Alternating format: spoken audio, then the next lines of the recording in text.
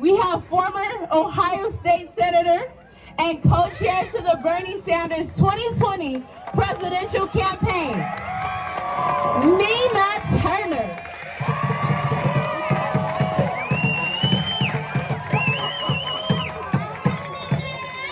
Hello, somebody. I told my sister she tags me for different reasons. Hello. Oh my goodness, it is such a pleasure to be here. I usually don't even read from a script here, but I'm going to do it today. I'm going to try anyway. So I want to thank Astra Taylor and everyone at the Debt Collective for leading on this fight. And it is a fight, and we can't run from fights. Hello? And understanding that our path to liberation only happens together, and that all our struggles are connected. A big thank you to the young organizers who made their way from the great state of Ohio Student Association. OHIO, baby. Education is the foundation to our democracy, but many people in this country face insurmountable barriers to bettering their lives. And I heard the testimony today of many people who talked about this burden that they carry, that they shouldn't carry in the hegemon nation known as the United States of America. If we can bail out Wall Street, we can put a down payment on the hoods where people are misunderstood. Hello? And I don't care if that hood is the urban hood, rural hood, or suburban hood, let's lift up the hoods. And we know that this burden falls particularly in an unequal way on black folks and other people of color, and we just got to go ahead and put that in the testimony as well. But if you, yes, and especially black women, and if you are poor or among the working poor or the barely middle class in these United States of America, and you do what you were asked to do, what you were told to do, the very thing that you were told that was going to lift you up, and you do that thing, and then you find yourselves walking across a stage with a backpack full of debt on your back and debt in your hands and a degree, and it is immoral to do so, and we calling it out. And can I say, sisters and brothers and family and friends, that this isn't just a problem for the younger folks. This is a household problem. This is a multi-generational problem. Just yesterday, I'm old enough to remember what happened yesterday. Just yesterday, I was at a house party in the Huff neighborhood in my city of Cleveland, Ohio, talking about canceling student debt. And a seasoned person, that's what I call my elders, because everything is better with a little seasoning, you know what I mean?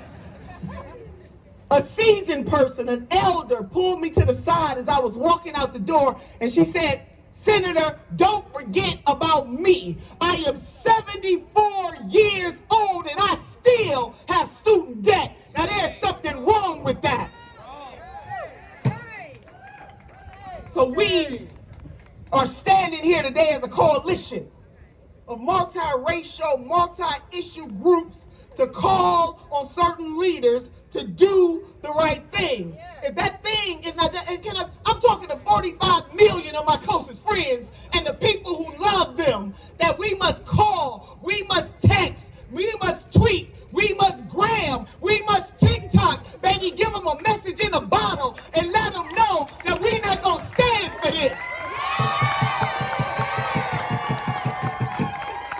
My sister India Walton said, "We brought you in here, and we will take you out." Hello? Brother Frederick Douglass once said that power concedes nothing without a demand. Well, consider the demand made. Cancel the damn student debt.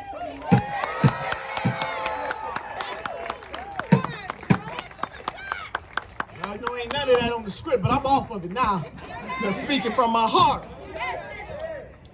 Because real freedom and real justice can only be achieved when we see that our struggles are connected.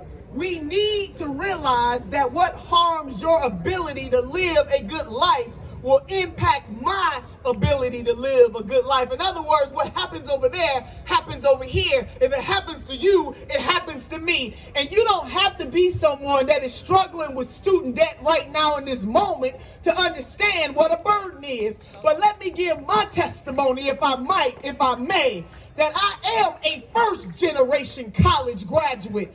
I tried very hard, sisters and brothers and family and friends, to become a cycle breaker, to break the cycle of poverty and undereducation in my family's line for the past, for my present, and for my future. So I get this from a lived experience. I'm not just up here talking about this to talk about this. I feel the pain, and we need more people elected to office who feel the pain of the everyday people in this country.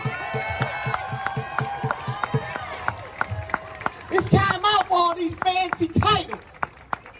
It gets to me that people got these fancy titles, but then they don't want to use those titles to do something for the everyday people of this nation. It is time out for it. Now, I feel like quoting the urban poet Tupac right about now.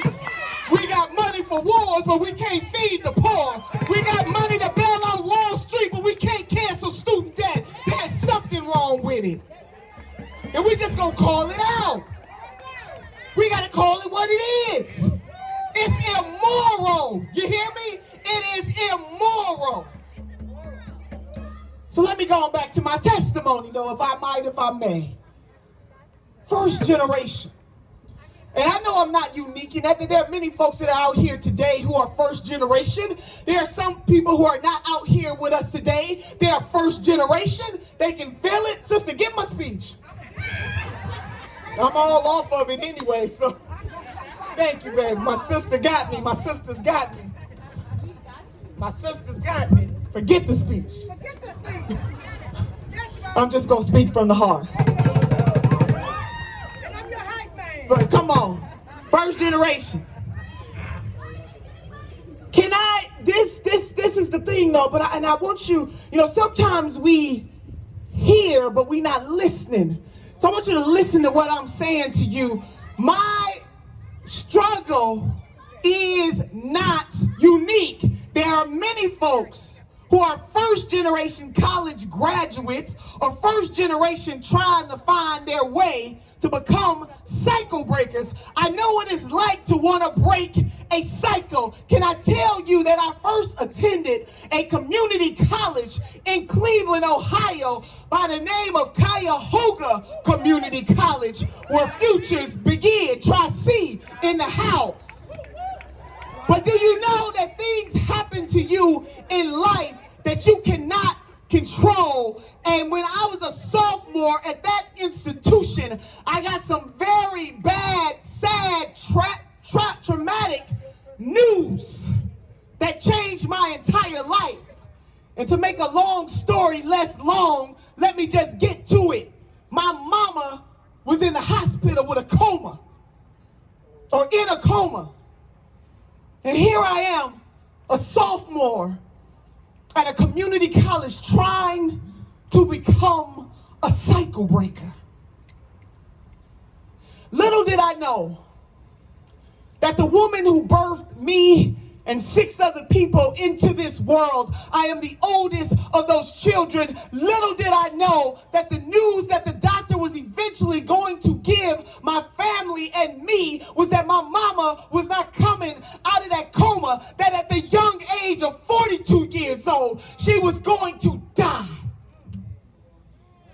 My testimony is not unique, because we all have ups and downs in this thing called life and turnarounds in this thing called life. It is not a straight line. It can be crooked as hell. And for some people, the burden is harder. But instead of my mama's death taking me out of here like I thought it would, because not only did my mama die at the young age of 42 years old with her dreams deferred, Langston Hughes asked of very seminal question in that poem, what happens to a dream deferred? But she died on the system. She didn't have a life insurance policy, and she had no money in the bank for 7 children. And here I am in my early 20s trying to become a cycle breaker. But can I tell you, sisters and brothers and family and friends, I used that moment to fuel my determination so that in my mama's memory, I was going to get those degrees. So I walked across the stage of Cuyahoga Community College, where futures began, with a degree in my hand. Hello? Then I matriculated to Cleveland State University, walking across the stage to get that bachelor's degree in my hand. Hello? Then a master's degree in my hand. Hello? I did it for my mama. Talking about the past. I did it for myself. Talking about the present. I did it for my son. Talking about the future. It is about the past. It is about the present, and it is about the future. And what we are saying right now, that my story is not unique. Many of you have a story. It might not be as traumatic as mine, but this is what the point is, that in the United States of America, debt, because you decided to go and advance yourself through higher education, should not happen in this country. No how, no way.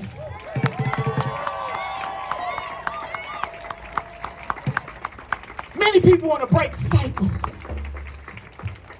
So not only did I graduate with those degrees, but I had debt in the other hand that I am still paying off to this day. My son has debt right now that he's still paying off to this day. What is it?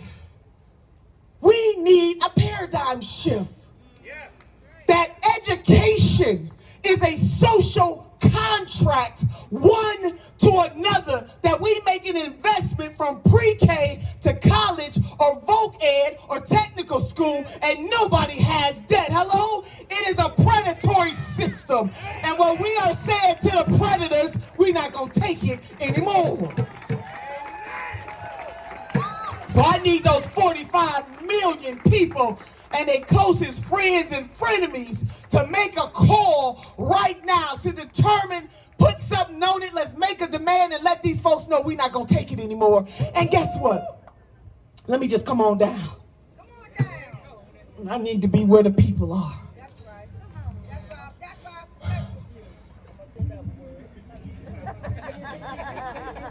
Speak it how you feel it, sister. That's right. What we are talking about can happen. This is not pie in the sky. That's right. So don't let these leaders, these so-called leaders, tell you that we cannot have that we cannot do this. Again, billions of dollars are spent other ways. And what about making an investment on the people who decide to better themselves through education? Because there is a connectivity to that. If you're doing well, and you're doing well, and you're doing well, and you're doing well, that means that I'm doing well, that our community is doing well, that our nation is doing well. This is an investment. And for those smart Alex out there talking about, well, they shouldn't have took on the debt.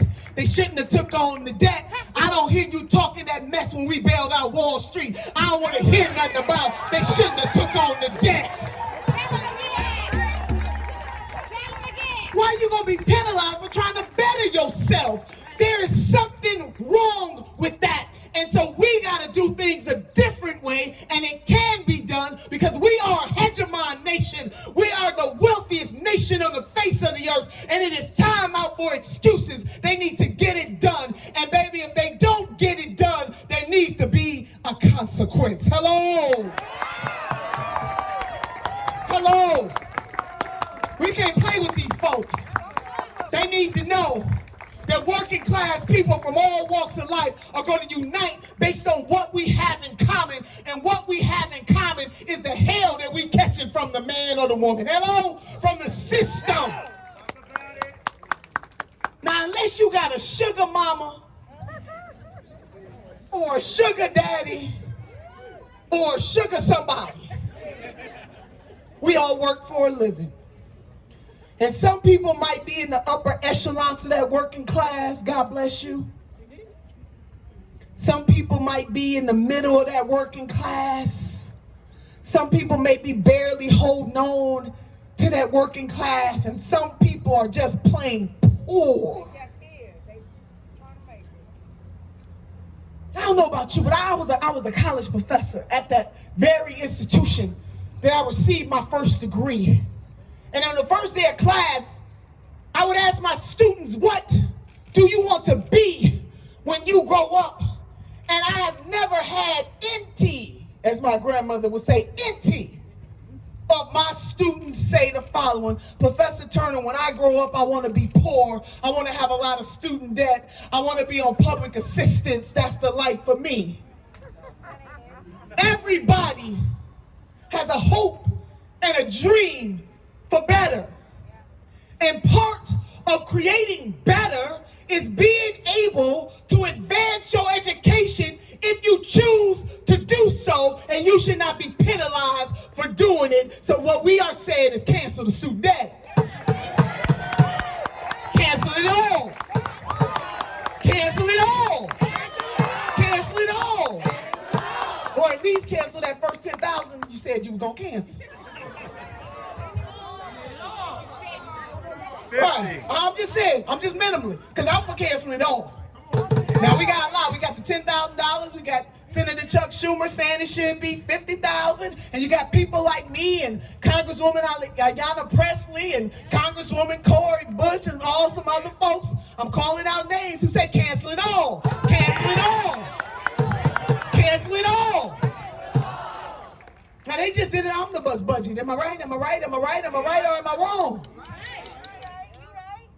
Did not hesitate to put more money in the Pentagon.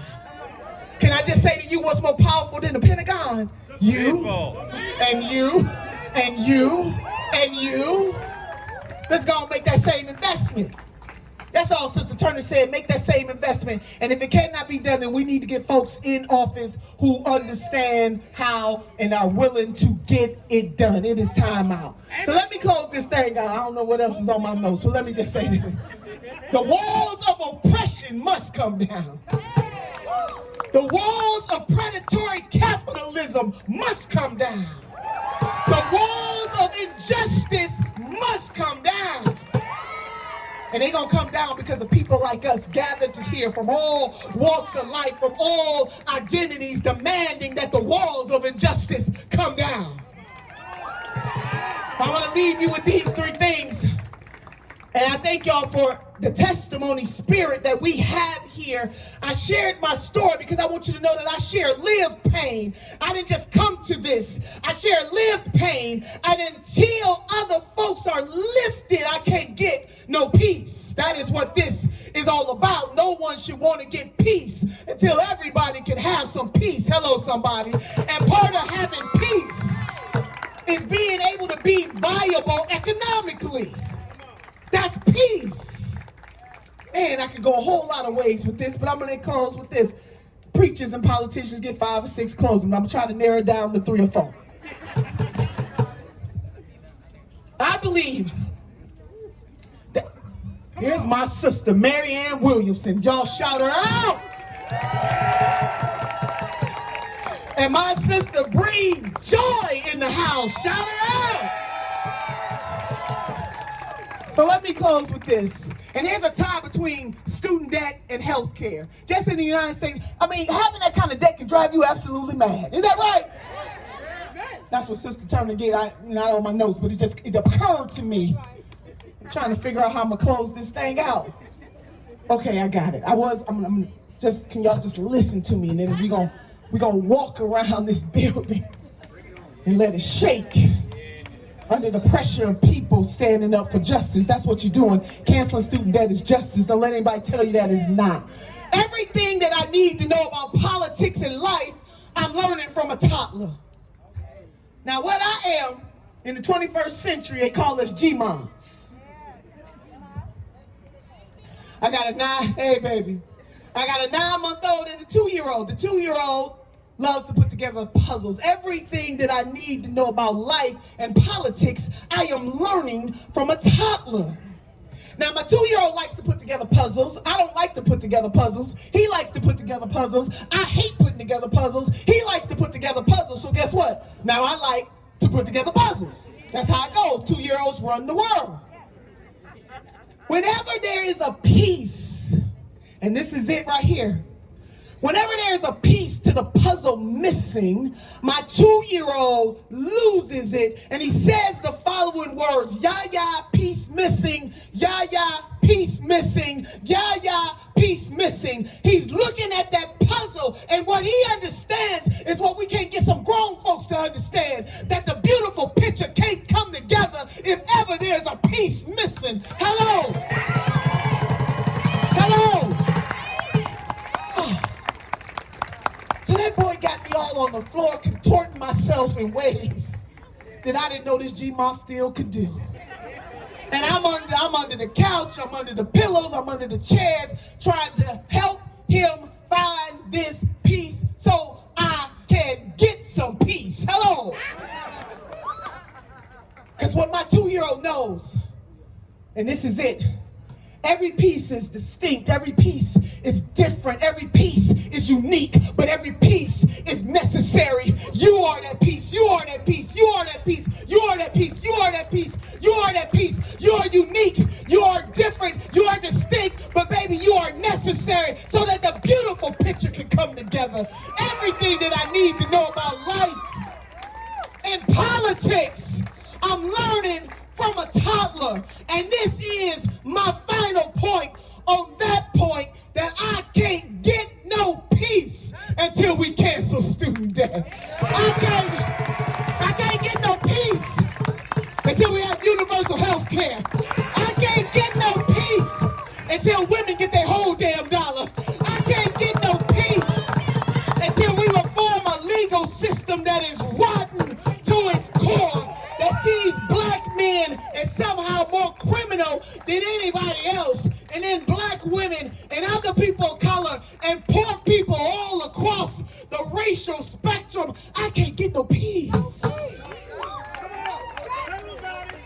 I can't get no peace until those unique and different and distinct pieces of the puzzle come together so that the beautiful picture can be formed. You add it until we deal with climate chaos, until we legalize cannabis, until we have humane immigration reform. Hello?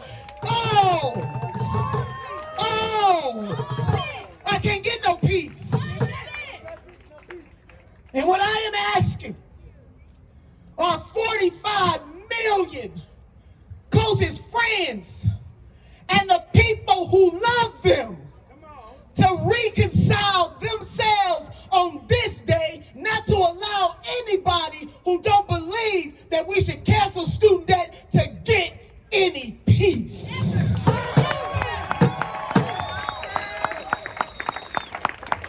And I don't want you to doubt what a conscious-minded people can do on the move, what we can do, because our mission is so high, we can't get over it. And our mission is so low, we can't get under it. And our mission is so wide, we can't get around it. Everywhere you look, the mission is there. And what is the mission, Sister Turner? I'm glad that you asked.